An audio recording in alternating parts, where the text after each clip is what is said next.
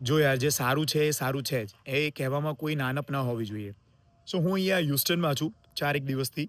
કિશોર કાકાના એકાદી સંબંધીના ત્યાં અને કિશોર કાકાના એક કાકા છે. એમણે એક સરસ મજાની વાત કરી કે અહીંયા બધા ઘરોમાં ડોગ્સ છે. Every home has dogs. બધાના પોતાના ગરાજ છે, ગાડીઓ છે, ડોગ્સ છે.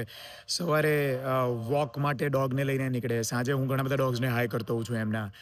બધાના ઘરે ડોગ્સ છે. 95% 99.99% ઘરે ડોગ્સ છે. પણ એમણે એક વાત કરી સરસ મજાની કે તું જો હર્ષિલ, રાત્રે એક પણ ડોગ ભસતું નથી અને આપણી ઊંઘ બગડે નહીં અને સવારે પણ એક પણ ડોગ ભસતું નથી. સવારના 6:30 વાગ્યા છે અત્યારે. તમે સાંભળી શકો છો. પક્ષીઓના અવાજ સંભળાશે. આ બધા ઘરોમાં ડોગ્સ છે. એક એક બે બે ડોગ્સ છે. પણ કોઈ ડોગ ભસતું નથી. આવું કેમ હશે યાર? આટલા સોફિસ્ટિકેટેડ ડોગ્સ. અને કિશોર કાકા એવું કહે છે કે હર્ષિલ આપણા ડોગ તો રાત્રે જ જાગે છે. અને અહીંયાના કૂતરા ડોગ્સ અહીંયાના ડોગ્સ રાત્રે 8 વાગ્યા પછી અવાજ જ નથી કરતા. એમને ખબર પડી જતી હશે કે 8 વાગ્યા પછી મારો માલિક પણ સાયલેન્ટ થઈ જાય છે અને સવારે પણ ભસતા નથી.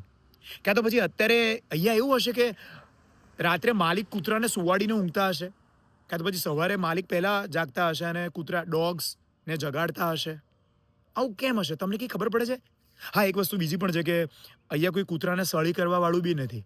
આપણા ત્યાં તો કૂતરું જતું હોય ને આપણને ખબર નહીં સીધો પથ્થર ઉપાડીને મારવાનું જ મન થાય. અહીંયા પથ્થર બી નથી. પણ આની પાછળનું કારણ મારે જાણવું છે. આટલા સોફિસ્ટિકેટેડ ડોગ્સ કેવી રીતે હોય? રાત્રે પણ ઊંઘ ના બગાડે, અર્લી મોર્નિંગ પણ ઊંઘ ના બગાડે. કોઈ ડોગ ભસતું જ નથી અહીંયા. અમેઝિંગ.